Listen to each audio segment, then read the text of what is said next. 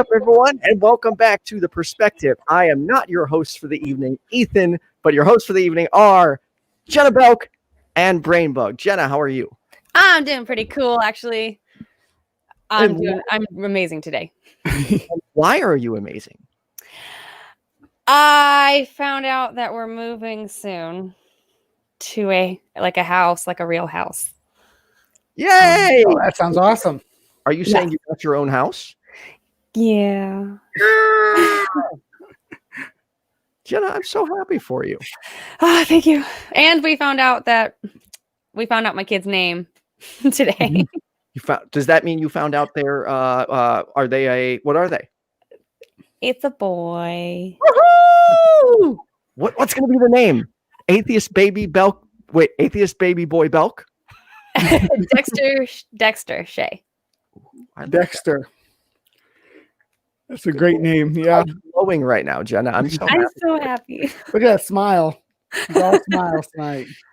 I'm so excited. It's just I thought that I didn't care at all, but I'm finding out that just learning anything about the kid is just fascinating, right. I'm happy. You're a good parent, Jenna. Oh, thank you. We were talking. She had been reading some parenting books and actually gave me advice on my nephew, and I was like, "Well, that's really good." So, Jenna, you're going to be a pretty good mom. Oh, thanks. Brian, how are you doing? Oh, I'm doing all right. As a homeowner, I had some plumbing issues, so I dropped $3,000 on it today. So you get that kind of stuff to look forward to as well. It got so cold here that the pipes burst under the house. Oh, what a mess! But it's all cleaned up now. They worked on it all morning, all afternoon. But yeah, and that's the joy of home. It really is wonderful to own your own property, but you gotta foot that bill too. Yeah, I think we need to put in a new roof and get new windows before we even go. So yes, so really get expensive. Yeah. I totally forgot to ask everyone. For the people watching, I'm putting a link in the comment section. If you have a Twitch, if you could watch this on Twitch instead of YouTube, I'm trying to monetize my Twitch. That would be tremendously helpful.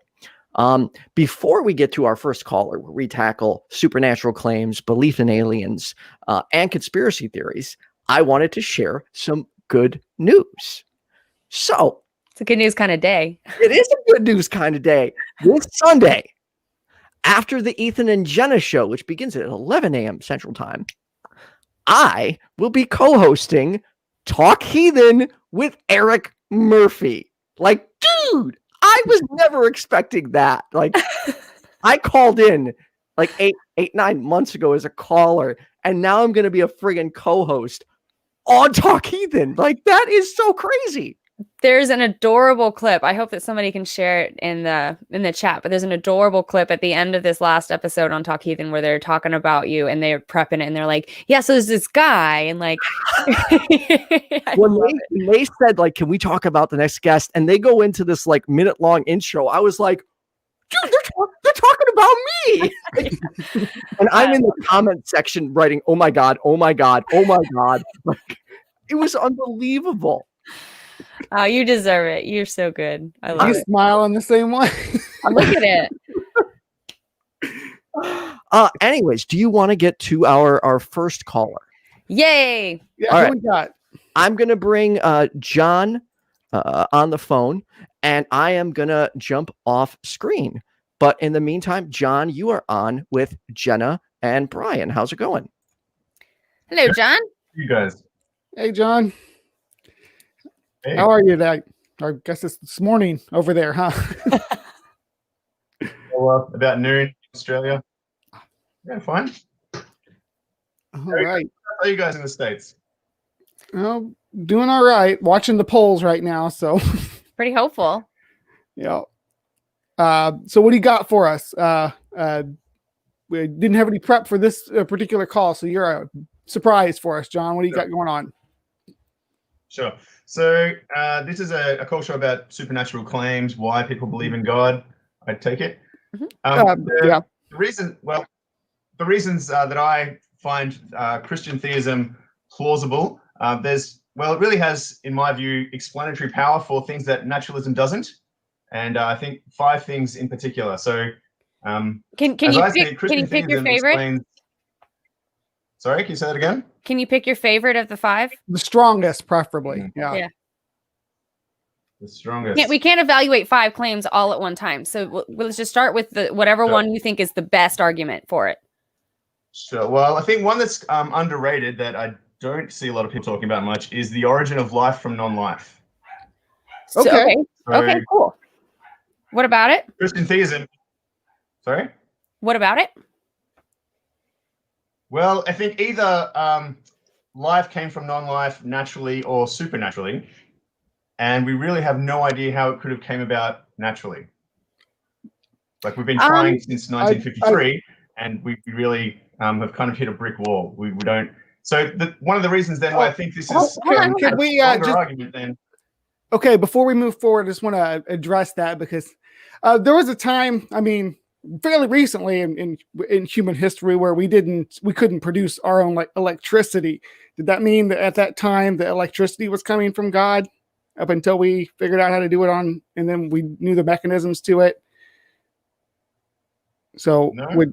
would you make that? But at that time, that could have been the claim that was made, and since we didn't have the technology at that time to do it, so not us as humans not understanding a mechanism doesn't mean that there isn't a mechanism.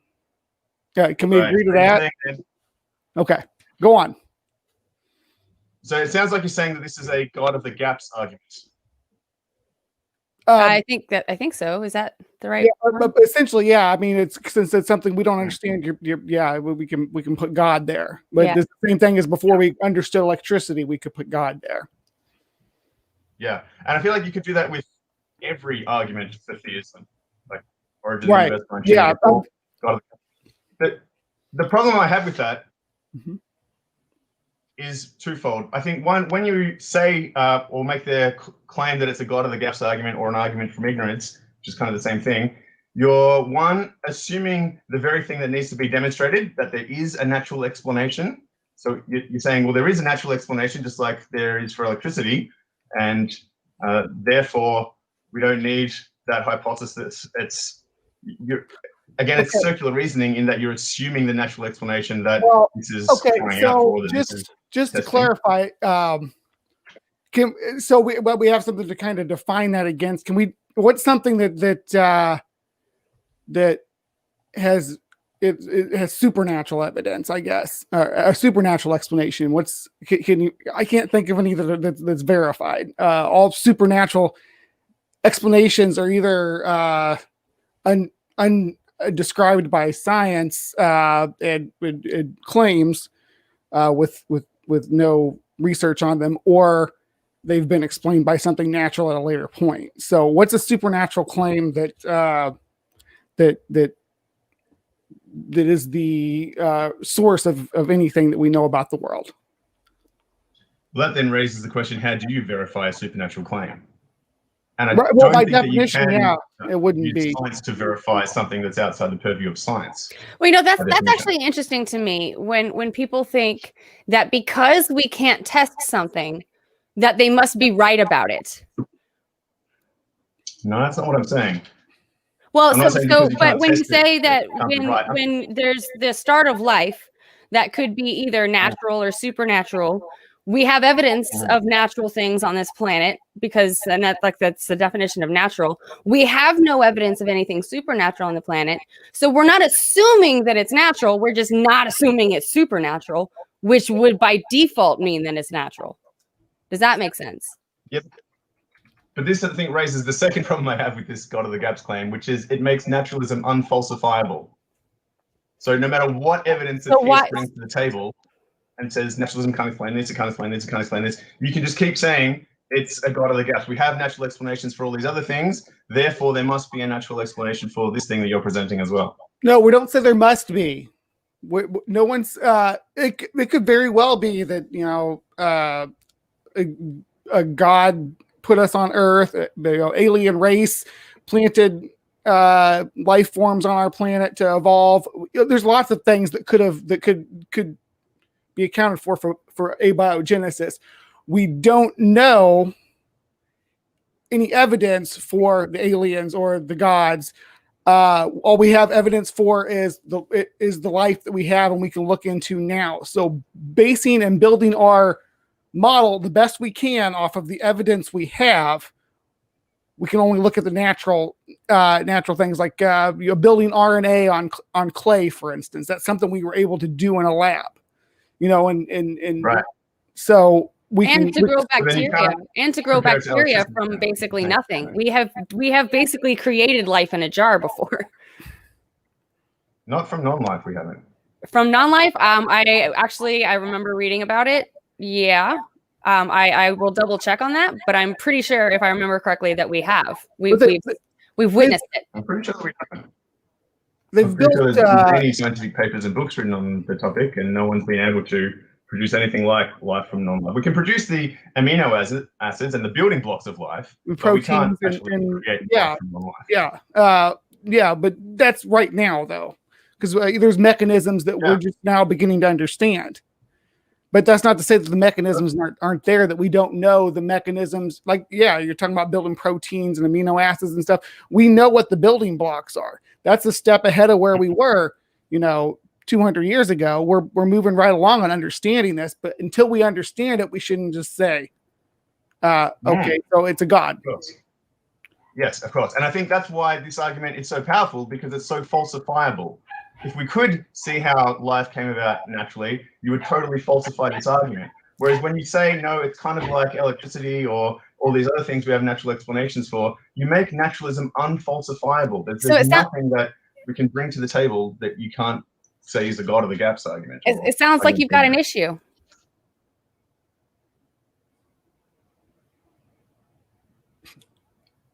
John? Yes? Yeah. It sounds like I've got an issue. Yeah, it sounds like you got a problem. It's unfalsifiable. So does that mean that you're right? No, what I'm trying to argue is I think naturalism is unfalsifiable, whereas Christian theism is falsifiable. Well, because we have evidence of natural things. We don't have any evidence ever anywhere of supernatural things. So we have no reason ever anywhere to believe that there are supernatural things. You get down into count as evidence for a supernatural thing. Like what could convince you that there is evidence of a supernatural thing? Unfalsifiable. If I could verify it with anybody, if it was as obvious to me as it is that you and I are speaking, I mean, I have evidence. So if you saw a miracle, you wouldn't say that you're seeing things. You'd say that's actually evidence for the supernatural. If what? I'm sorry. If you saw a miracle, would that count as evidence? What's a miracle? Something that can't be explained by natural science, I take it. I don't know what's explainable all by natural science. I know that there's a lot of things that I can't explain.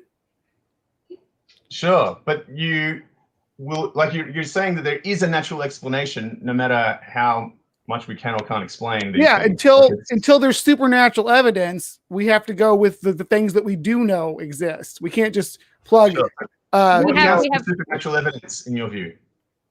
In my view, what would be supernatural evidence? Yeah, or evidence for the supernatural. I don't know that it's possible, because the fact is that all we have is what we have. We don't have what we don't have. So if you're asked, it's like prove to me that there's no teapot flying around Jupiter. I can't prove that because I don't have access to what's everything that's flying around Jupiter. I can't. So that doesn't mean that there's a teapot flying around Jupiter. I mean, in this we go back to we know a lot about teapots, and we know a lot about celestial objects, and everything we know about teapots and celestial objects tells us that there is no teapot orbiting around Jupiter. Okay, so then that would tell us that anything that you call a miracle, if he revealed himself to us, it's quite a different category.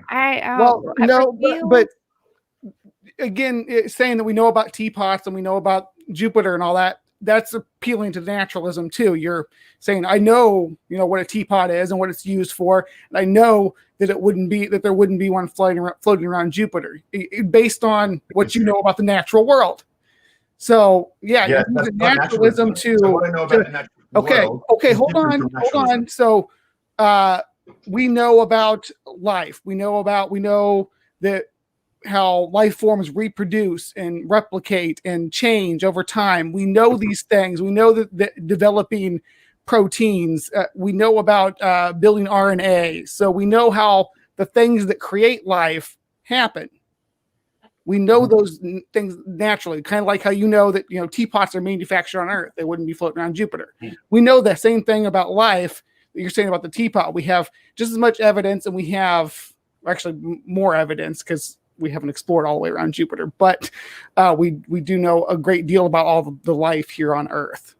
So we build a model based on what we see, both extant and in the fossil record. We can trace life back to the Precambrian Ediacaran life. We can go well back and see these simple life forms that back in Ediacaran, you're talking about, it's not just things like what we see today. Like you think an octopus is weird. Some of the stuff that lived back then, these major clades of animals and plants and fungi that just don't exist anymore.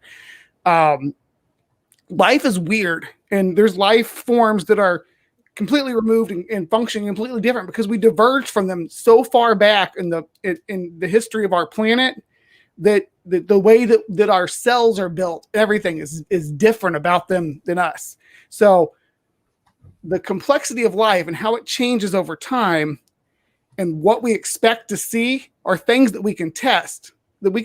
Say that, if we have a last common ancestor, as we go deeper into the fossil record, we can see different clades becoming more and more alike. We can see where plant cells and animal cells start to look more and more similar as we go back in the fossil record and look at these life forms. So we know at least that life evolved on this planet. But like I said before, as far as the poof, there it is. There's the first probably clonal life form.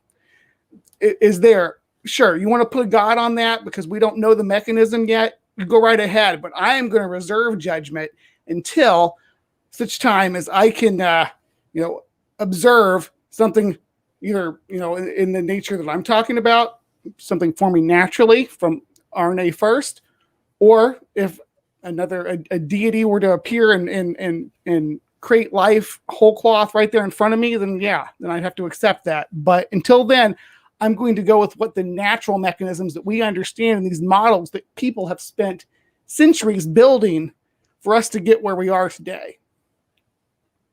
Right. So I think in that, though, it sounded like you were confusing appealing to the natural with appealing to naturalism. So I think we all agree that the natural exists and that we can learn quite a lot from it. Whereas I take it, though, that naturalism is a further step that says there's only the natural. So we all agree there is the natural, but naturalism is the step there is only the natural, there's no supernatural. And it sounds like, well, for the naturalists that I speak to, it's very difficult to falsify that. How could you ever have evidence against that? What would qualify as evidence for the supernatural? You said you're kind of going to reserve judgment until, but I'm just wondering what would falsify it for you? What could a theist possibly bring to the table to convince you that there was something more than the natural? Do you think that if we brought something into our world, or something came into our world that had previously been supernatural, once that we're able to interact with it in the real world, it becomes part of the natural world, so it's no longer supernatural. There are different stages of life. There are different stages of consciousness. I mean, if you want to really play with the word life, a star is alive. There's just the earth is alive. These animals, these plants, they're all alive, just depending on how you define alive. And I think that the fact that this universe, hold on, I'm not done talking. I'm not done talking, John. The fact is that this universe and what we have observed about it is magical.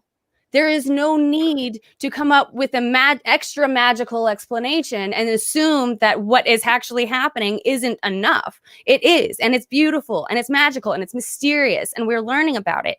But to create answers and to say that it's unfalsifiable, so that must be true, that just doesn't work for me.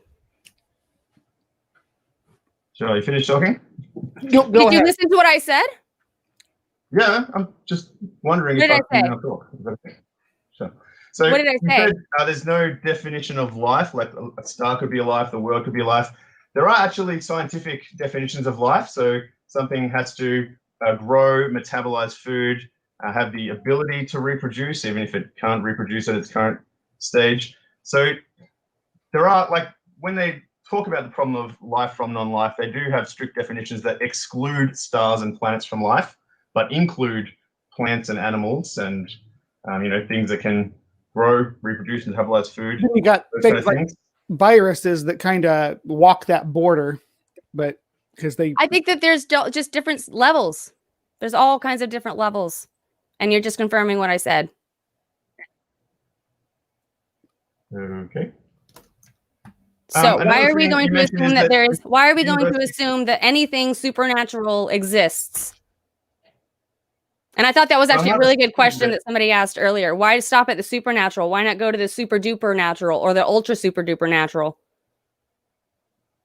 Can you falsify those? Yeah, well, I'm not sure the distinction you're making between supernatural and super duper natural. I'm sorry? I think she was Your just question was she was why just- stop at the supernatural? Why not go to the super duper natural? I'm not sure what the difference is. Exactly. That's my point, is that there's no evidence for the supernatural, so there's no way to compare it to the super duper natural because there's no evidence for that either.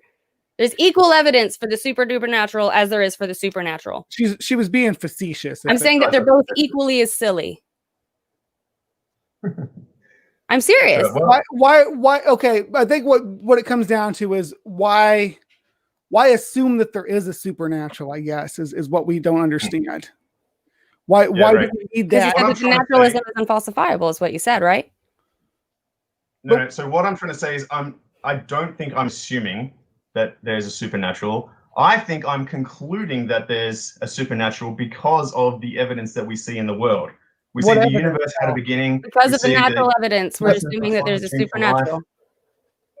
And what evidence is Right. that the universe had a beginning? You don't think the universe had a beginning? 13 No, billion years I think ago? we can only go back to the singularity. So before that, and that's the point of the start of time. So saying before that is kind of a oxymoron. But no, I don't necessarily. No one says that. Okay, the singularity, the Big Bang, the first seconds of the Big Bang, or what have you, was the beginning of the universe. That's just how far back we can look. Yeah. So. So the argument is often presented either there is an eternal God or an eternal universe. And the scientific Or evidence not. suggests that the universe is not eternal. Or eternal universes. Or we don't know. I mean, there's lots of models that we could look at. Sure, but we don't know. It could be aliens.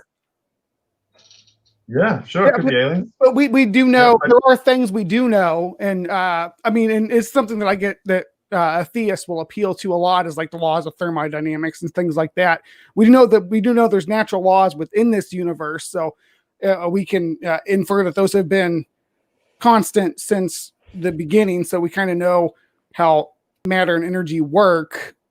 Well, but I'd really like to hear this supernatural evidence that you have, because all that I've heard that you've had so far is that you've witnessed things on this natural earth that you have concluded have a supernatural cause. And I'd like to know how you concluded that it had a supernatural cause when all that we ever have evidence for is what we have, and that's natural. And please, can it be evidence that's better than, because we don't know how it happened?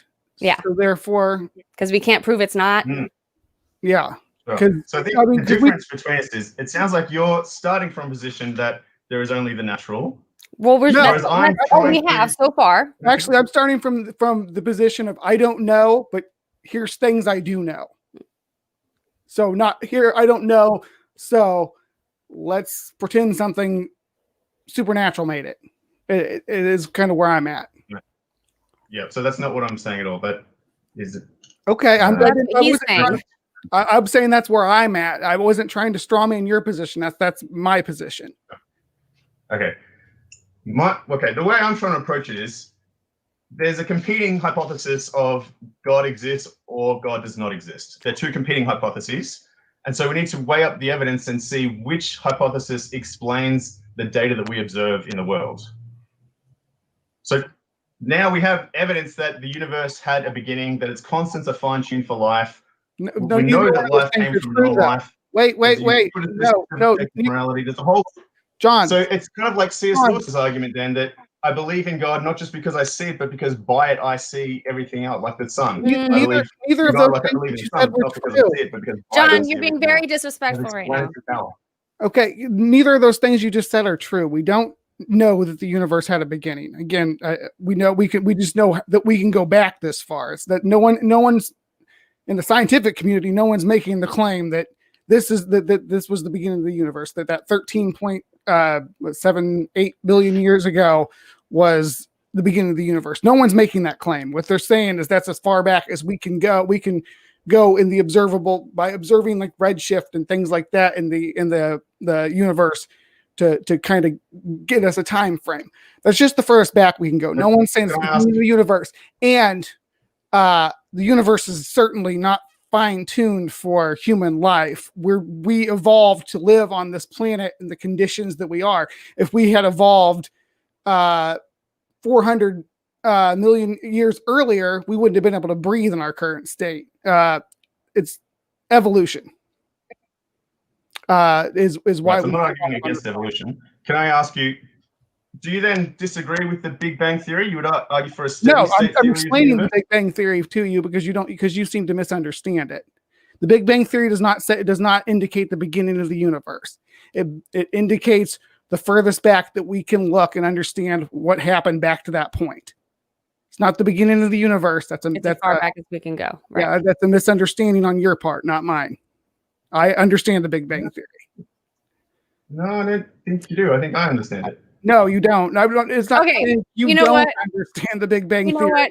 We have other callers, John. It sounds like you might need to get your thoughts together. Can you come when you come up with this evidence that you have that is supernatural, then please call us back. We really would like to talk to you again. We could also talk about the Big Bang Theory again, but these are two different conversations now. So we need to move on. Thank you for calling, John. Okay. We're going to go. Okay. Thank you. Any thoughts on that? Yeah, it was a caricature of the Big Bang Theory, the creationist version of the Big Bang Theory. That's, like if you go to AIG and read about it, that's what they'll say about it. Oh, scientists say this is the beginning of the universe. There's no scientist that's going to put that out there and say this is the beginning of the universe. That's just not the way that it's presented. Yeah. But that's all I have to say about it. Other than that, he was respectful to a point. Just it got to the point where we were just talking past each other. What did you think? I just don't get where the supernatural comes from. Right. It's fill in the blank, and we're saying, well, we don't have anything to fill in the blank with yet. So yeah, let's use the natural stuff we know about first, and then when we get to something we don't know, then we can start looking beyond that for sure. All right. So okay, we're going to Emily now. I'm not sure if I need to talk because I don't. I got it. DJ Emily. Emily, are you with us? Pretty please. Yes, Emily. It says she's on. Yeah, I don't know if she's. Emily, we can't hear you, Ethan. Time out 1 second. Were you not able to hear Emily? No. Maybe because you were muted. Hang on. I think I know how to fix that. 1 second, Emily. I apologize. Thank you. No worries. Thank you, Emily. Can you hear me now, Jonah? Yes, ma'am. 1 second. Okay, say something. Hi, can you hear me now? We can hear you. Yeah. Awesome. Thank you, Ethan. All right, Emily. So you have a house that you've been to that you are convinced is haunted. Is that correct?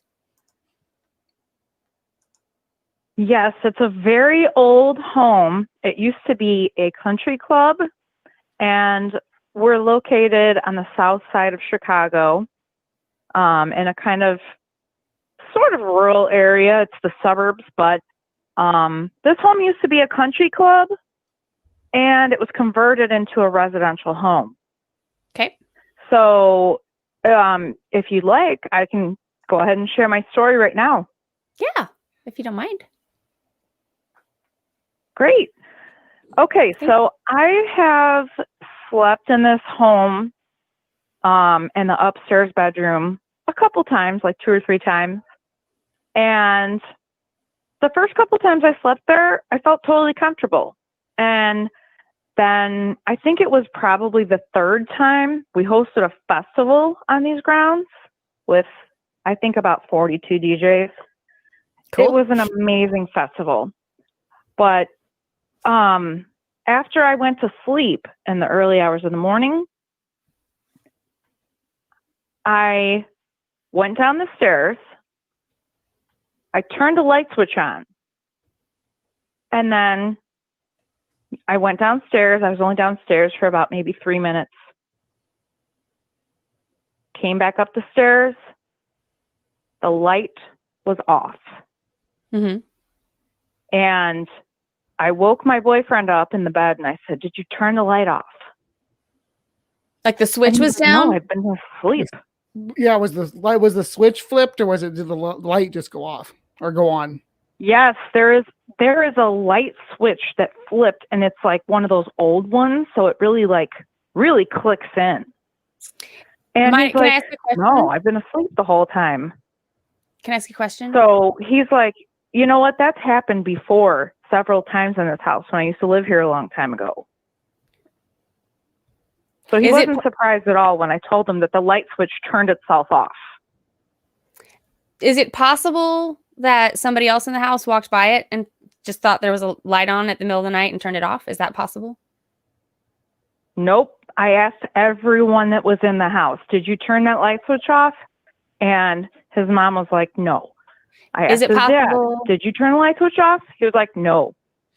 Is it There's possible only that one light somebody? switch. It's up at the top of the hallway. Is it possible that somebody in the house sleepwalks? I don't think so, because they all confirmed that there's been really spooky stuff that has been happening in that house ever since they lived there. The light switch is at the top of the stairs. There's not another one at the bottom of the stairs? I know a lot of 2-story Old houses, yeah. when they got this the light switch at the top and the light switch at the bottom. So is that? It's not like that though. It's just one at the top. I think there might be a light switch at the bottom of the stairs, but I did ask everyone that was in that house, and I think it was just his mother and father that, "Hey, did you turn this light switch off?" And they were like, "No." They were awake. Were there any kids in the house? 6 a.m. or something, 5 a.m.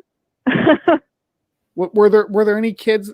I just ask because kids my kids will do that to each other. We have a stairwell with light switches like that. No, flip them off on each other. Wait till they get halfway up. There were no children in the house. I think it was just his mom and his dad. So his parents, you, and him, the only ones in the house. Okay. Mm-hmm. All right. Go on. He doesn't sleepwalk or do any kind of crazy stuff in his sleep. I am very confident that he was in the bed snoring the whole time, or not maybe snoring, but just out like a light. I so wish that I could investigate this light switch. What was that, Jenna? I wish that I could get like a close-up view and like mess with this light switch and try to investigate it. If you've ever been in a really old home where they have like the really old light switches, they're real clicky and they're real like firm, not like the common light switches that we have installed in our new homes now. Right. And this light switch, it literally, I flipped it up, and when I came upstairs, it was flipped down. Did you hear it flip down, or was it already flipped down? It was a ghost. Did you hear it flip down, or was it already flipped? No, I didn't hear it flip down, and he didn't hear it flip down because he was just kind of, knocked out cold. He had been up all night. We were hosting a festival, and we even still had people on the grounds that were camping.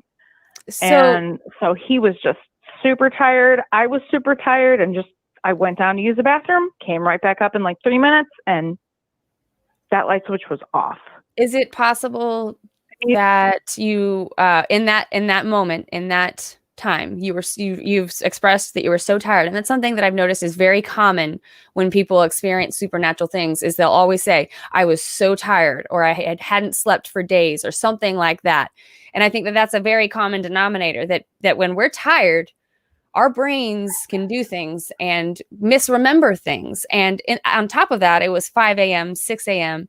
Did you go back to sleep?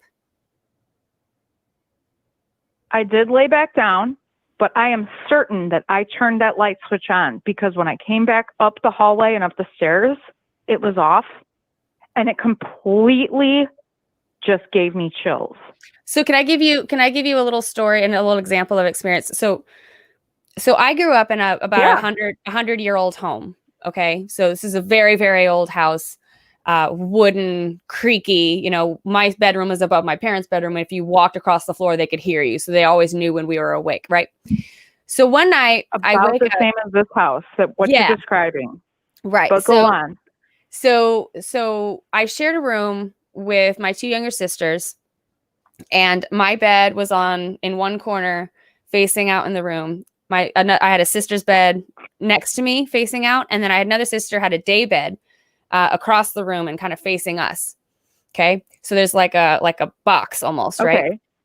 So then there's a bookcase right next to me with an alarm clock on it with a green light that shines out towards my sister's day bed.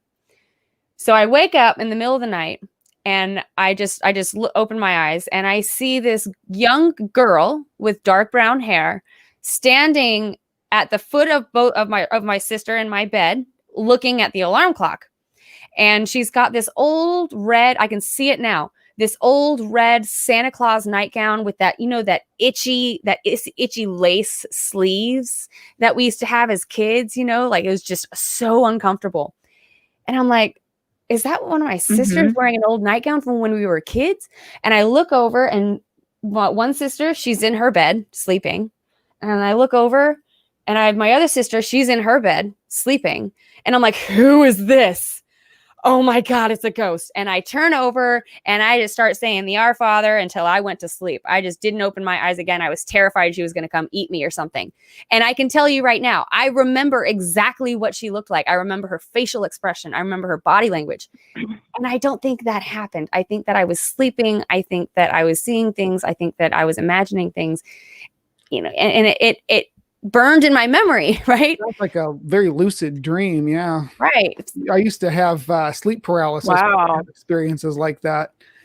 It can be scary, so scary. But you said that there was other occurrences at the house. Can we get one more? And then we probably got to move on. But you got one more experience from that residence that we could kind of go over? At the house, there was a picture frame that I believe fell off the wall, and it was a picture of their family, and it literally created like a crack in the shape of a cross right across his father's forehead.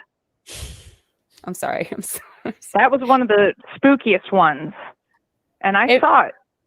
If the crack wasn't on his so father's I don't know whether.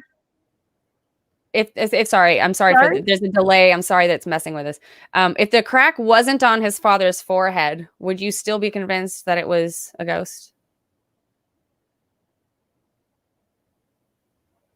I don't know what I'm convinced of, because I'm not super spiritual, but when that experience happened to me, and I know that I turned the light switch on because I was lucid at that point.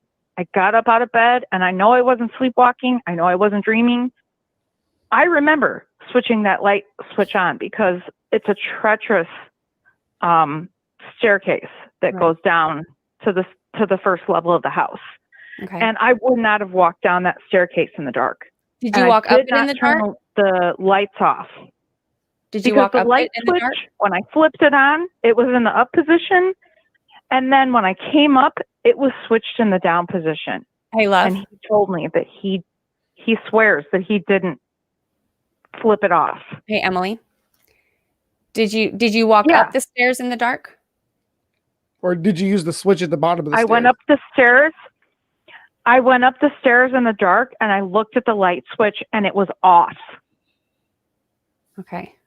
You know, so at this point, it was one of the weirdest experiences I've ever had. Yeah. With the supernatural. At this point, my impression is I don't know what happened.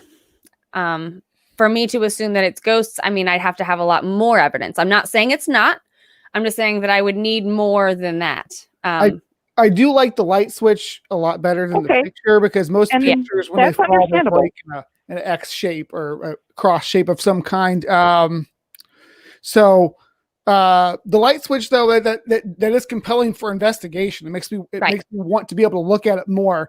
The circumstances are kind of unique there, because you had the four of you in the house, him laying in the bed, but you also had other people on the property. I don't know if someone. And keep in mind, it's an old house. The front door was locked, and I don't think anyone came in. Old houses do weird things. I was literally downstairs for like 2 or 3 minutes, and then I came right back up, and the light switch was off, and I woke him and said, "Did you turn it off?" And he's like, "No, don't worry about it. Just go back to sleep." That's happened before several times in this house. They probably didn't. So I think that it probably was the house in some way, because old houses, they creak, doors open randomly and close randomly, and there's no reason. Well, maybe the AC kicked on, or there's so many things that it's just that every time we've ever experienced it. You couldn't really prove it, but I'm not saying that. I'm agnostic and partially atheist as well, so I don't know what to believe. Because you can't prove it one way or another. I mean, I don't believe in organized religion. How the heck did Adam and Eve have belly buttons? Yeah. Okay. I'm sorry, Emily. Really? How can you believe in a religion? We've got other callers left who had belly buttons. I agree with you.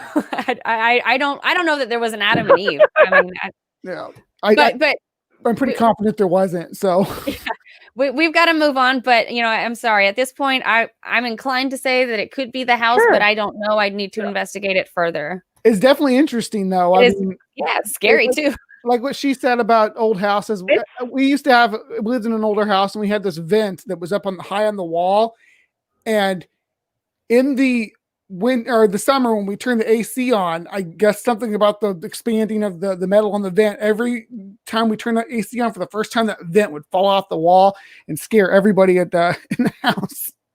Right. We had doors closing all the time. Well, it's very questionable. I mean, I don't entirely believe that it was possibly a ghost, but I've never had something really drastic like that happen to me before, other than when I was in 5th grade and a candle exploded in my face while I was playing on a Ouija board. Oh, and that was pretty creepy as well. That sounds like something we might be able to talk about on next time you call in. I like Ouija board. I'd love to call in again. Sure. Yeah. I love this show. This is awesome. Compose your Ouija board story and then and give us a call back, okay? Jenna, go ahead. I'm sorry. Sorry. There's so much of a delay right now. It's throwing me off. But thank you so much. We had talked before this, and we weren't sure if we were going to be able to investigate something like this. But thank you for being open and honest. I really appreciate it. Thank you for accepting my story and accepting my views and everything. And it was really great meeting you guys over the phone and on the internet and everything.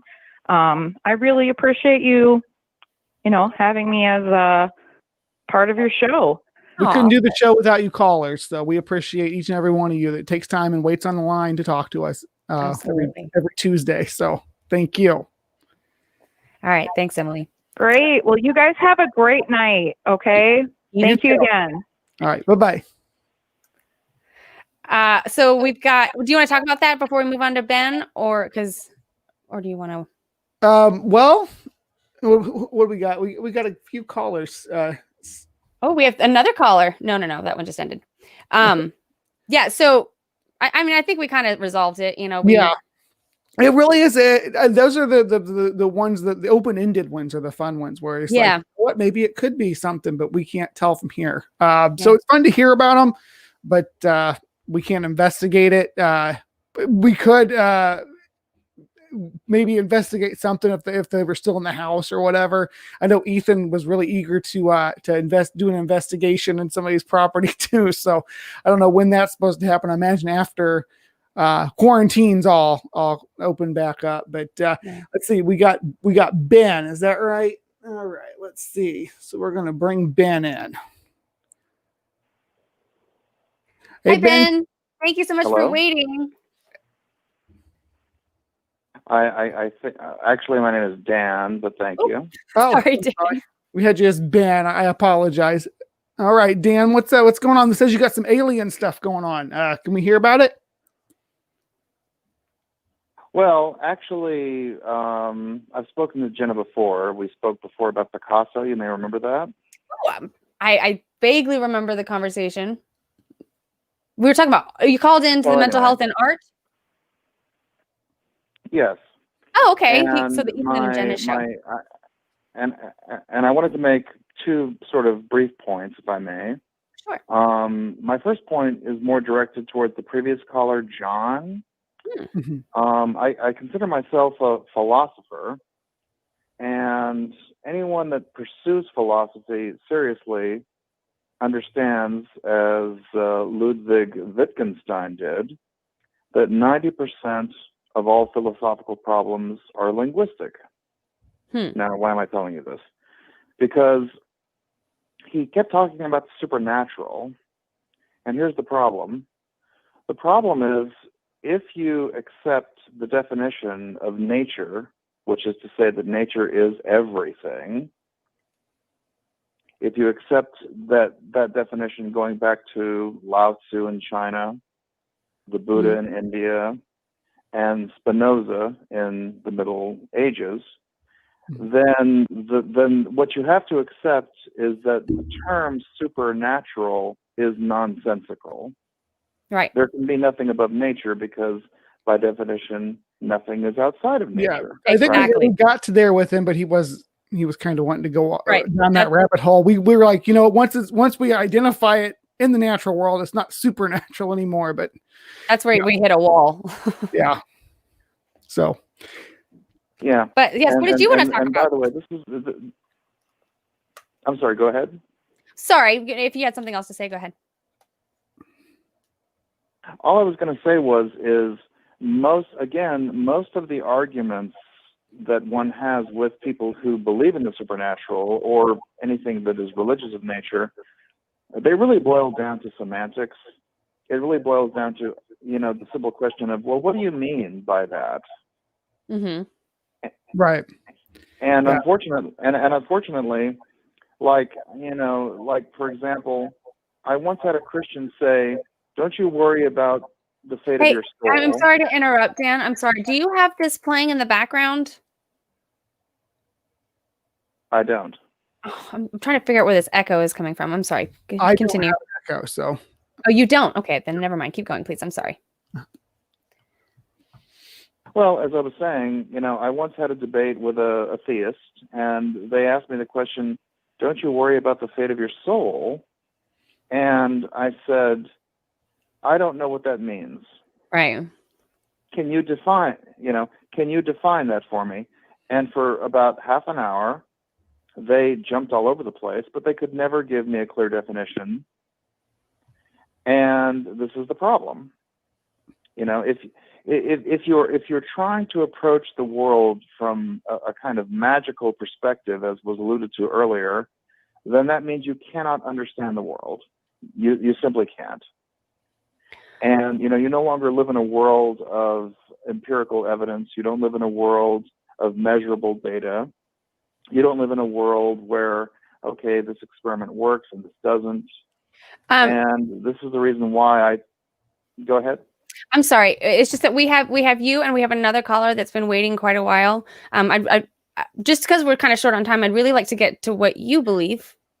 We're with you on the stuff about the first caller. We're on the same page there. So yes, I get it. I get what you're saying. Well, fair enough. Well, going back to the original point of the program, you know, my personal favorite conspiracy theory is the Protocols of the Elders of Zion. They were published in Russia about a little over 100 years ago. They were anti-Semitic. They have repeatedly been proven to be forgeries. And yet, in the Christian world, they continue to find license among white supremacists. And this has been going on for over 100 years. And for me, the Protocols is a primary example of a conspiracy theory that, even though it is debunked, it continues to find adherents. It continues to find believers. Not because there isn't. Dan, I'm sorry to interrupt. Dan, I'm really sorry. We don't want to just talk about other people. We don't want to just talk about what other people believe. We'd really rather talk with you about what you believe, since we are short on time. If that's okay. That's fine. Well, yeah. I mean, okay, fair enough. Well, I come from a very rigid, personal, scientific perspective. I don't believe in the supernatural at all. Okay. So then I'm so sorry, but can you please do the Ethan and Jenna show again then? So are you going more for our talk about conspiracy claims? Because if you have a conspiracy claim, we'll listen to it. I mean, yeah, it doesn't have to be supernatural. I get the people appealing to things that are already debunked, but people do that with like the IQ gap. Racist people will do that the same way they do with the anti-Semitic stuff. So they appeal to all these debunked theories and experiments and stuff. I get that. So is there one that you are specifically calling in to discuss? It says you wanted to talk about aliens. No, I was on. No. To be honest, I was calling merely to buttress your own perspectives. So I appreciate that. But you know, but again, I made my point, and I'm glad to have done so. And I will talk to you on your next show. Okay, thank you so much. I am so sorry to have interrupted and cut you off. I really do, but we really like to investigate claims rather than just talk about other people on this show. But thank you so much for calling, Dan. I appreciate it. Yeah, take care, Dan. Understood. Thanks. Thank you. Okay, so we've got Chris next. And now, if we're correct, do you have any beliefs that we can investigate? Because I'm under the impression that you also would like to talk about what other people believe. Do you have anything that we can chat about? Buttress with, as the other callers just said, buttress with non-theists on this. That, again, theists here, allying with atheists in this respect, taking to task young Earth creationists. So why? So are you want to debunk young Earth creationism? Yes. So this isn't a debunking show.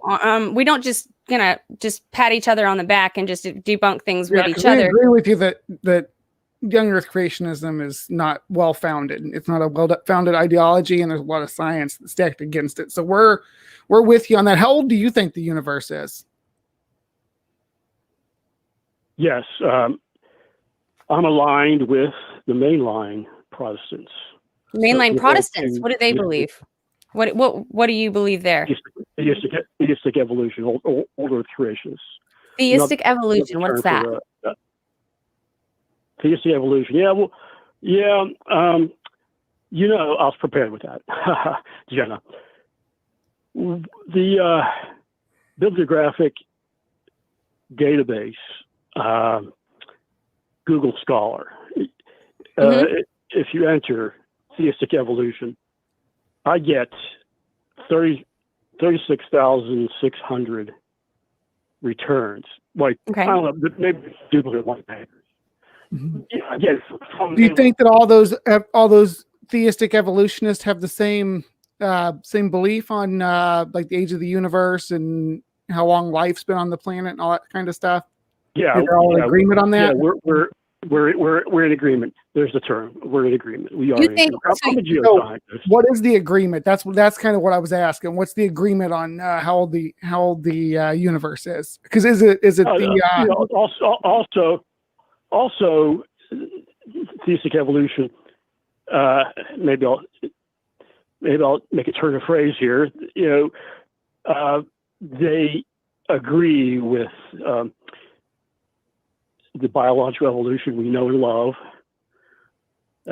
abiogenesis from nearly 4 billion years ago. We know. Okay. They agree with that. But 400 million years ago is abiogenesis. So you're talking 600 million years ago. So life's not been around for billions. Almost getting close to a billion years, but not quite. Depending on what you again, it peels back to the first caller. Genesis in clays happened around 3.8 billion years ago. No. 3.8 billion? Yes. Where are you getting the statistic from? Google Scholar? No. As a geoscientist, I remember that. So hold on. So you're under the impression that they said there's 36,000 studies under Google Scholar's theistic evolution topic. Is that what you said? Yeah, I think they're from Doctor of Divinity, Master of Divinity types. Yeah. I'm getting confirmation that you may be correct about the 3.8 billion. I don't know how old the Earth is. I just know it's older than 6,000. That's all I know. But I'm curious. I think it really comes down to how you define life, though. Anyway, go on. I'm sorry. I'd like to know what theistic evolution is. Yeah, I gave you the tip that if you go on to Google Scholar. I don't know. Yeah. I'm not going to go Google stuff because I might find something completely different than what you want me to find. Well, I did quickly say that it's maybe if God doesn't have his fingers in life and Earth every nanosecond, meaning he kicked off the Big Bang and abiogenesis. So you believe in the Big Bang? Yes. Okay. But maybe we can question the theistic part. You believe that evolution is how we got here and all that. Big Bang. The theistic part. You believe in a God? Okay. I was thinking that we might approach that. I can quickly say that. Think about pause here. Turn shroud. I'm sorry, Okay. you're cracking up. Yeah. Is there any way that you can find some better service or something? Because I'm getting crackling right now. Okay. Oh. I said Better. Thank you. hello. I'm standing up now. Sorry. Thank you. Near a window. Okay. Yeah. If we go on to pardon, the Turing shroud, and there is empirical papers about the energy that perhaps came from it.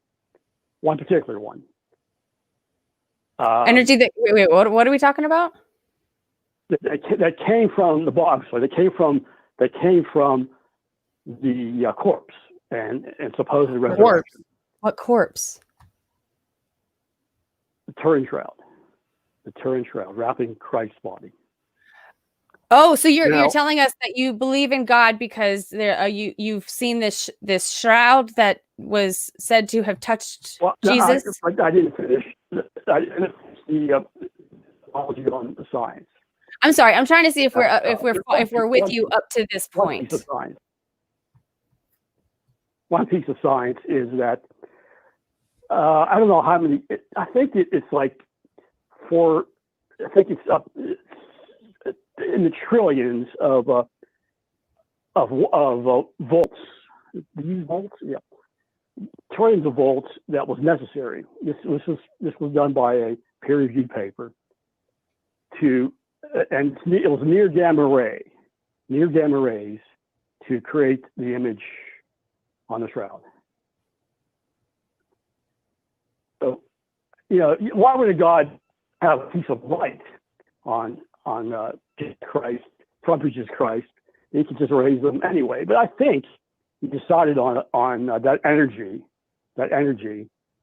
to make the Turin shroud image. This sounds like speculation. Does that sound like correct to you?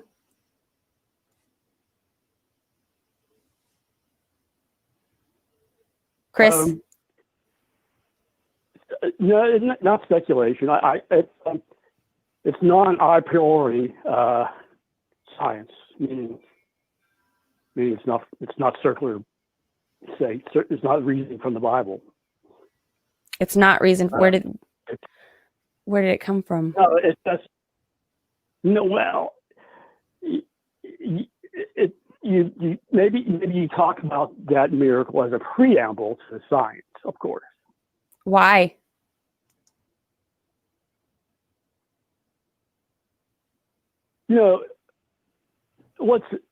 I'm not Roman Catholic, but and what was intriguing to me is that. Oh no! Can you answer my question, please? Go ahead. You said why? Why is it a preamble to science? Oh, it's a preamble to science. Yes, it is. Yeah. Why? Why do you think that? You said obviously, and I don't think that's obvious. So I'm asking. No, well, maybe. I meant to say was the question.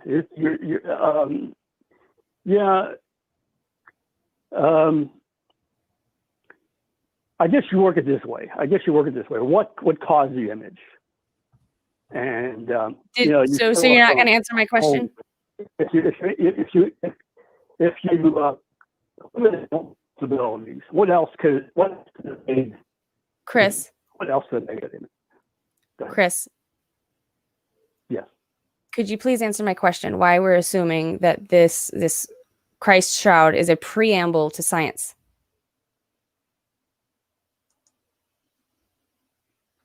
The shroud. No, I said that the resurrection is the preamble.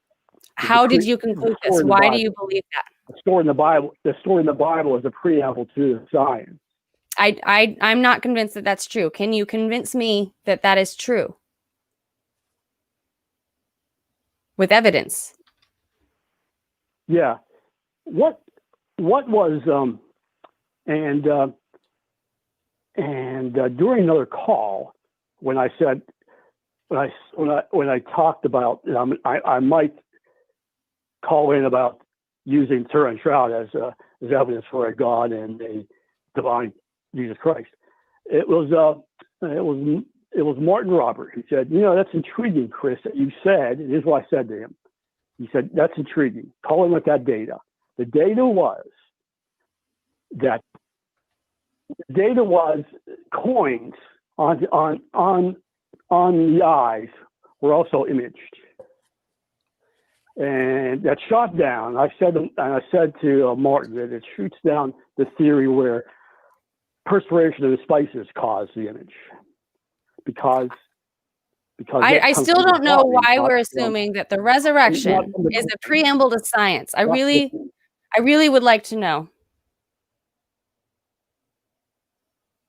What are the supernatural elements of the resurrection that can be verified? I already used with. I actually use the phrase preamble to science, where in the Bible, Christ raises Lazarus, and you're not talking about the resurrection, and you're not talking about science, and you're not talking about Chris. You're not talking about the resurrection. You're not talking about science, and you're not talking about evidence that got you to believe that the resurrection is a preamble to science. What part of the resurrection is what's the supernatural part of the resurrection leads us? Well, resurrection in itself is supernatural, but so beyond that, what leads that to where we are now scientifically? I don't follow. There's some leaps in logic there that I don't understand. So can you explain them to me? Please? Yeah, again, I get a bad phone. Coins are imaged too on the eyes. Oh my God. Okay. You know what? You're not going to tell us, are you? You just want to talk about this shroud, correct? That's all you want to talk about. Which, if you want to talk about the Turin shroud, we want to know what's supernatural about it. Right. You have to reform your question. So as you talk, I'd like to follow. I'd like to understand what you're saying. And the thing is that I'm the kind of person that I have to kind of build a picture. So if I don't know what you're talking about up until a certain point, I can't remember what you said before to kind of add it to what you're saying now. Does that make sense? So when I ask a question in the middle of when you're telling us something, it's important that you answer me so that I can follow you, so that I can understand you. Because right now, I don't understand a thing that you're talking about. Fair. Thank you. So we can go to the shroud. If that's what you want to talk about, please explain to us why this shroud is so important, because I'm not convinced that it is.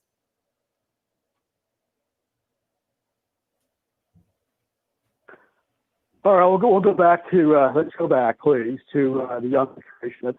That's going to be. Oh my God! Again, you're literally changing the subject away from anything that I want, that I'm trying to talk to you about. Like I'm trying to talk about what you want to talk about, and then you change the subject. You don't have Why to are you doing this? You don't have to read this off anything. We'll engage like two people having a conversation, man. We can for better reception. So I'm not reading it. Okay, you know what? So we want to be able to say, oh, let's ask you a question. We'll ask you a question, and then you kind of give us what you believe. Anyway, I know it's later in the show, but I was just I wanted to say the humor that occurred in Talk Heathen. What? It's pithy, and it's just to be warned. When I was on Talk Heathen, talking about young Earth creationism, criticizing young Earth creationism. I want to at least get that in, just to be warned. Why? I don't understand. I thought we were going to talk about young Earth creationism, and then I thought we were going to talk about a shroud, and then I thought we were going to talk about the resurrection. Like, why? What do you want to talk about, bro? Chris, Sorry, I'm done. Chris, I need you to listen for a second. Chris, talk about the supernatural. Chris, yes. Can you hear me? Yes. Okay. We always try to be polite and courteous to everyone, but this is like the 5th time you've called in and you dodge every single question. And when you get pushed back, you ignore and change the subject. We can't keep doing this with you. When other callers call in, they present something we can talk about. You're going all over the place and you're refusing to answer my co-host's questions. And then, when pushed even further, you jump to Talk Heathen. This show is not Talk Heathen. So while I appreciate your willingness to call in and contribute, I feel like we have all given you more than enough chances to actually present something, and you haven't. So at this time, Chris, I am going to let you go. I hope you have a good day. Thank you. Thank you, Chris. I'm sorry we couldn't get through to you. I mean, I obviously need to work on my conversation skills and communication skills, but that was not you. You both were so patient and so polite, and I'm sitting here like I talked to him privately and I let him know if he was going to call today, this is the last time, but he would need to present something. He doesn't come in with bad topics to talk about. It's just that he won't answer our questions when we ask him about why he believes these things. He's got these fun ideas like George Washington being bulletproof and all that, but is this him? I want to be able to ask him about, how and why and what he thinks the mechanisms is, but he's just got this spiel that he wants to go through instead, and I can't engage with that, which is what we're all about here on The Perspective, is engaging. It says right there in the phone number, or at least it used to. Yeah, I mean, and I think I said it during the conversation. I really want to understand, and I can't. So, right, and that's we all do our best to be as patient as possible here in understanding. And as you can see, we've had callers where we don't agree on the conclusion, but it usually ends friendly. Right, but he just won't answer a single question. Yeah. And even our first caller tonight, John, it was a little contentious, but we were cordial and we had a conversation, a back and forth, a dialogue. That's what we need, Chris. So, yeah. Anyway. Anyways, I don't think we're going to be able to take Chris's call again. Okay. Just, it doesn't go anywhere. So anyways, Jenna, what do you got going on?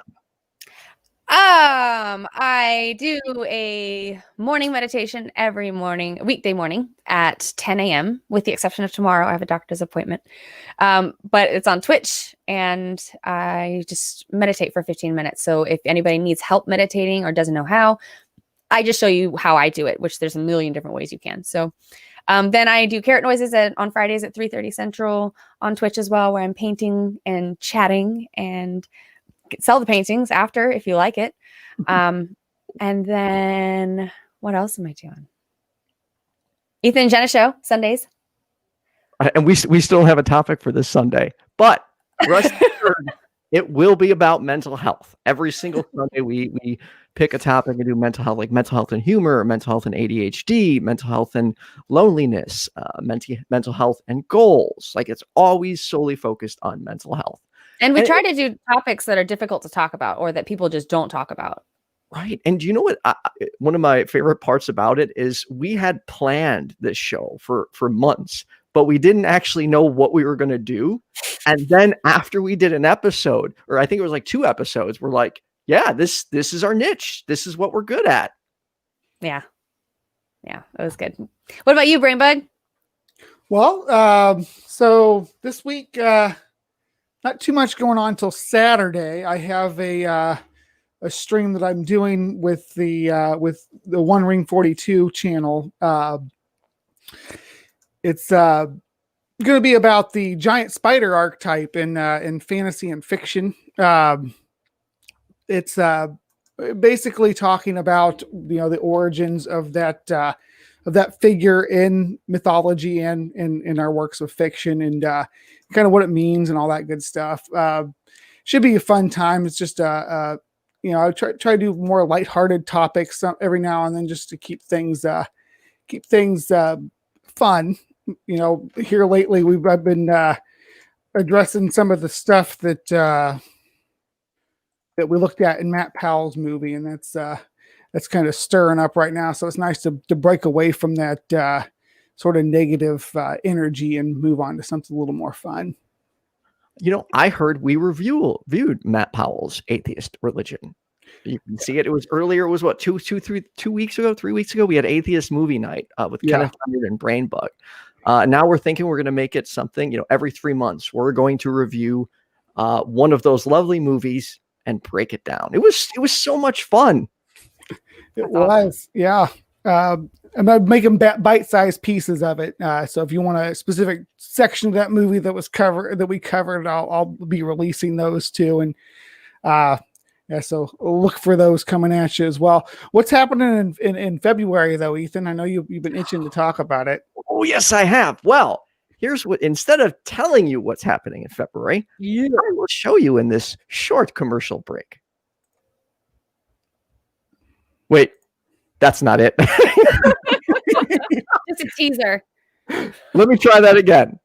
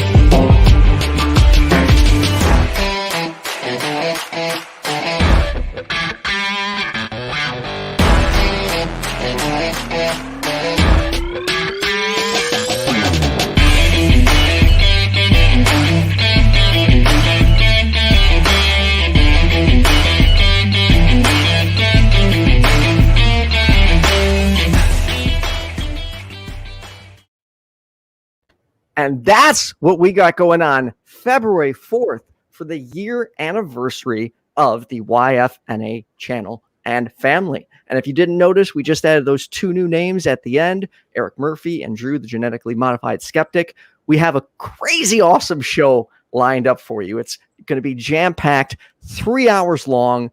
It will be half of it will be hosted by Jenna Belk and Kenneth Leonard, and then the other half will be hosted by Hannah Vaughn and BrainBug. So I am super pumped, and I can't believe we were able to organize all those people. This is exciting in one show. That's many. So impressive, Ethan. So impressive that you got that many really intelligent speakers, just really good communicators on your lineup. That's a lot of people. I had more, and I was like, when I started actually doing the time frame of the show, I was like, I can't do it anymore. So I messaged a few who were kind of on the fence anyway, and I was like, hey, can't take any more names. We are so maxed out at this point. You can't do a 24-hour stream. Why not? Come on. Hey, remember, you got to keep going up. So this is only the first year. Think about the second year. It's got to get bigger and better every time. Agreed. And now, so this is kind of anticlimactic, but I forgot that I'm premiering Atheist Stasis tomorrow at 4. Yay! That's not anticlimactic. Yay! Yours. I'm just really excited about yours. Yeah, that's just huge. That's since we couldn't go all to get together physically, at least we can all get together for this online. So yeah, and we are going to raise as much money as possible for recovering from religion. I'm hopefully working on some shirts. I am looking for any way possible where we can get more donations. So viewers, if you have any suggestions on how we can raise more money, let me know. Send me a message on Facebook, comment here. I'm pretty accessible and I reply all the time, which I do need to start slowing down on, because I found today, it was my entire day, even while I was at work, was replying to messages. And I was like, I got to slow this down a little bit. This is a lot. Awesome. It is. I'm pumped. And then lastly, I do have if you want to break from like regular atheist content, every Thursday I have a show with Hannah Vaughn. It's at 9 p.m. It's on dating, relationships, and sex. And this Thursday at 9 p.m., we will be talking about falling in and out of love. And it's also a call-in show. So you can give us a call and provide us your feedback. But then lastly, this Sunday, as I said earlier, but for those just tuning in now, I will be co-hosting Talk Heathen with Eric Murphy. Like, oh yeah, dude. Like when they started talking about it at the end of the video, I was jumping out of my seat. They are so supportive, and so is this entire community, man. So many of you are such awesome people, and would not be here without all of you. This is great. It's so funny because it's almost like we are evidence of, I don't know. It's like when I've left my environment, surrounded by people who believe in God, right? Mm-hmm. It's like I came to this world that's like a friendly world. It's not that the people that I know aren't nice. It's just that I couldn't comprehend this level of humanism, because there was like this barrier, this God thing holding me back, because it just made me selfish. That's just me, but yeah, it's fascinating coming over here. I think a lot of theistic culture is there's a lot of demonizing or attaching negative stereotypes to that's kind of what we're doing here. That's what Ethan's channel is all about. Is we're friendly atheists. We're not your bitter debaters, God, all that. Yeah. Angry, none of us are here looking for the gotcha moment or going to attack you. We all want to understand why you believe what you believe. Now, of course, sometimes some conversations go a little, it's not perfect. When you're discussing and challenging people's beliefs, it can go that way very fast. We had a guy, what's his name? Mr. Batman. He's not very well liked in the community because he can be quite rude. And he accused myself and my co-host IQ of not having any morals because we're atheists. So that was one of the times where we both got a little triggered. We're like, dude, come on. Like, we are humanists. Don't say we don't have morals. Yeah, that is triggering because it's like I'm showing you, I am exhibiting compassion and empathy, and you're trying to act like I'm not. Like that's gaslighting as hell. I mean, that's horrible. And you know what people don't always see is just how, going back to what you said, Jenna, how supportive this community is. Like, in many ways, there's times where I'm like, yes, I've achieved so much with all my hard work, but yes, I work really hard, but I would not be here without this community. They are welcoming. They watch your back. Like, when I had some mental health struggles, after I came back, there was like this team of people from different countries all like trying to make sure I was okay. And I was like, and I was blown away because I came from an industry like the DJ industry where people were cutthroat. If you went up to another DJ, asked for a favor, asked anything, it was, what's in it for me? There was no community there outside of the smaller like community I built of people who followed me. People didn't care. They didn't want to help you. So I had that mentality, like starting this, where when someone would support me, I would be like, okay, what do I owe them? Or when's the bill going to come due? And I'm still trying to rid myself of that mentality because the people within this community just do things because they're good people and they want to support you. And it is such a great feeling to be able to do this and be so welcomed into everyone's homes and all of you who support me. Seriously. Yeah, I'm going to be cliche and say a rising tide raises all boats. Dude, that's what it comes down to. Exactly. And that's what we're trying to be. Right. I may be your friendly neighborhood atheist, but we are the YFNA community. We're the neighborhood. Yes. Yeah, sorry, the neighborhood. I keep forgetting to say neighborhood. No, we are the friendly neighborhood of people. Won't you be my neighbor? Yeah. And it's, I hate when I lose my train of thought. I had like a thing to say and it just went right out the damn window. And that's like sometimes the things I have to think about now. Like whenever I want to do a video or respond to somebody, I now in my head have to go, okay, I have a team of people working with me. If I respond, how will this impact them? And will it hurt them in any capacity? And, I do my best to make sure I do that most of the time because to me, we're in this together. And I do not want to let any of them down. I don't want to let the people watching down. You could say I am scared I have that fear, but it's a good thing. That fear is motivating. It's motivating. Like I can't, there are people counting on me right now. So I have to keep pushing as hard as I can. Make sure you're making time for Ethan though. Okay. Cause yeah. we need to make sure that you have time for you too. I'm still learning how to do that. But yeah, we know your friends know. I tend to keep myself fairly busy. But yeah, busy guy. But, something I wanted to mention that you mentioned earlier was that we're not trying to gotcha. We're not trying to get people. But something I want to mention is that I have come to love that feeling of, oh my God, I was wrong about that all this time. Dude, like that's such a good, it's like a starburst weight off my shoulders, like, whoa, kind of thing. And I don't understand why more people aren't like that because my views change almost on the daily. When someone points out a mistake I'm making, I'm like, well, shit. Okay. I'm not going to do that again. Or if someone takes one of my beliefs and puts them under a microscope and they are able to point out why I'm wrong or why my position isn't the best, I change it. And that's scary to some people because then they can't predict what you're going to do or what you're going to say in certain situations. And that scares some people. And I get that. But the thing is that I have come to learn that the people oh my God, I just lost my train of thought. Like First- mid freaking sentence. It's funny that y'all bring that up though, because just recently, embarrassingly recently, I found out that that the dog years is not a thing. What do you? Like, you know, they say, oh, every year of a human life is like 7 years to a dog or something. That's not true.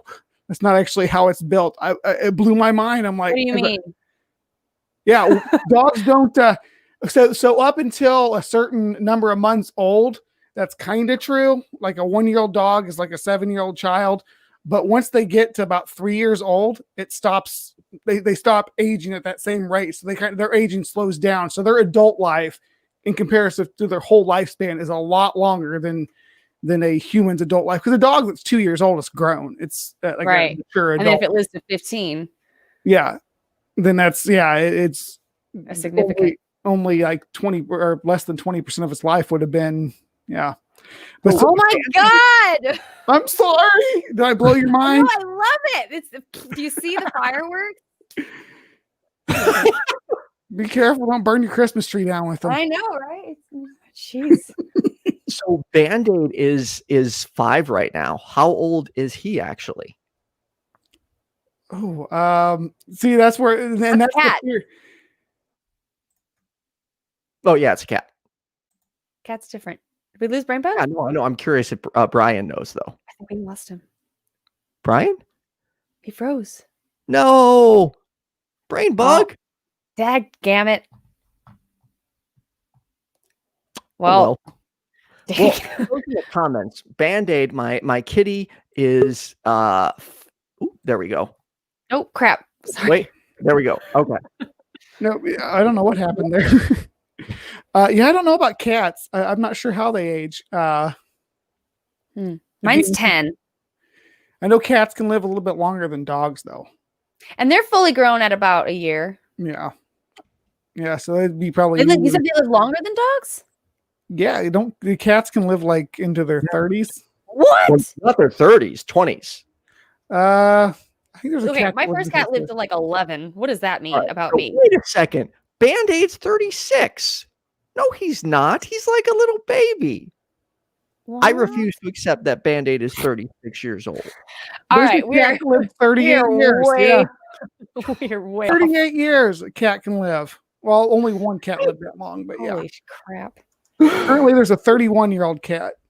Well, see, when we don't have callers, this is what we have to do. We have to vamp. But we are getting to the end of the show. I will say I did have fun vamping with you guys for the past 20 minutes. We need to do more roundtables. Yes, I miss the roundtables. I am looking to bring them back after the anniversary show.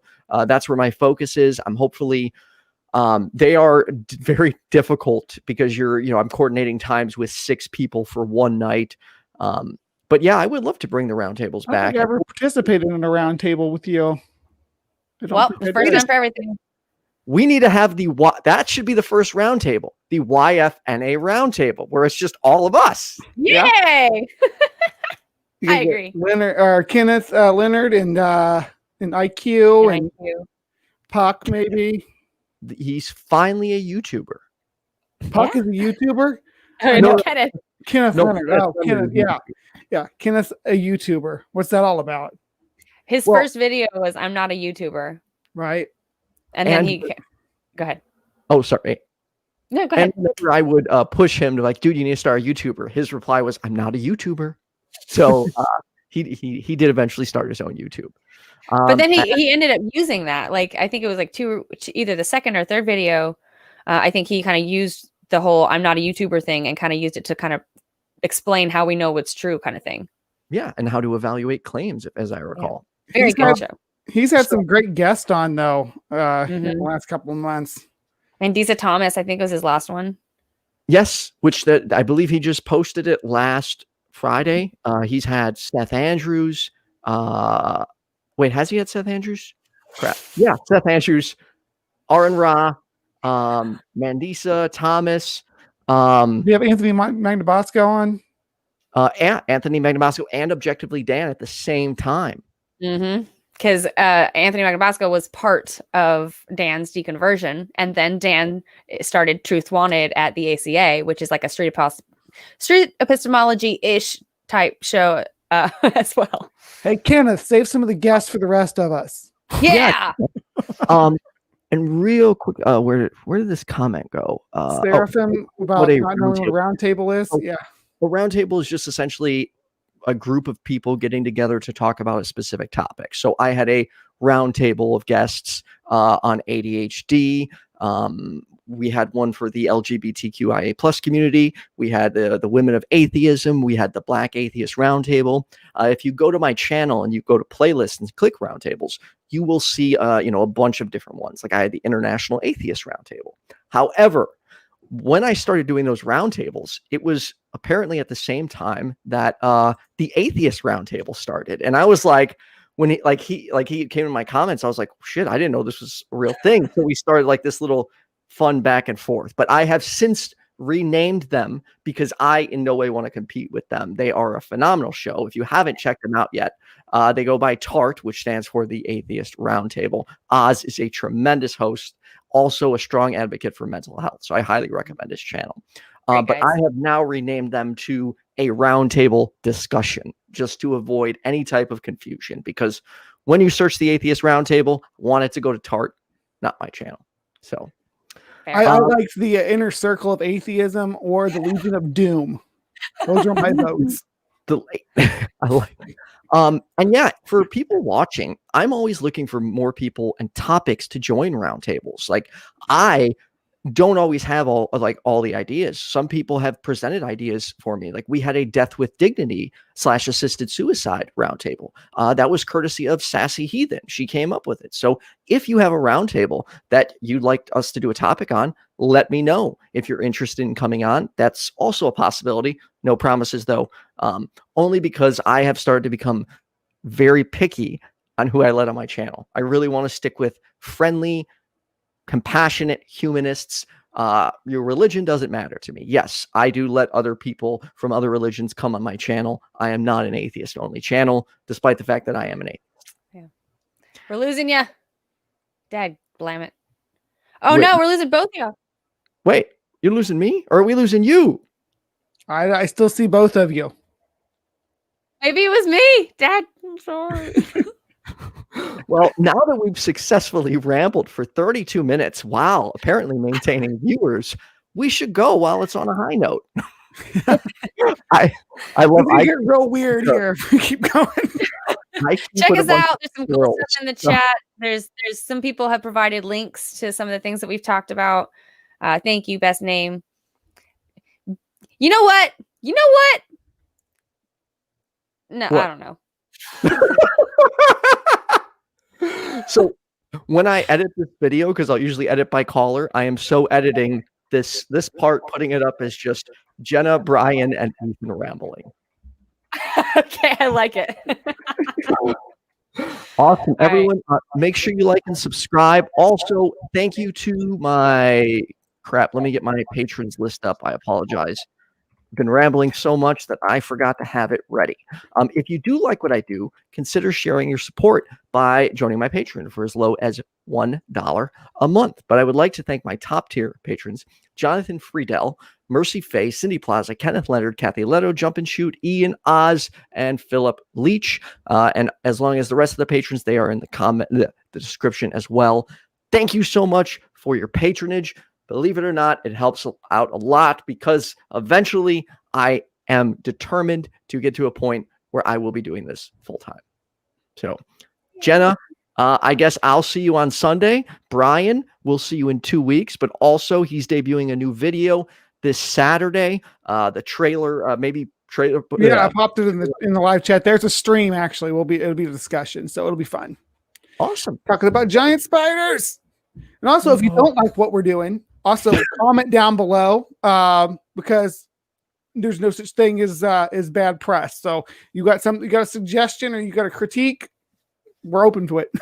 Yeah. If you have ideas, suggestions, thoughts, anything, you're welcome to send me a message. Just be patient if I don't reply right away. I do guarantee replies within 24 hours though. Yeah. So, all right.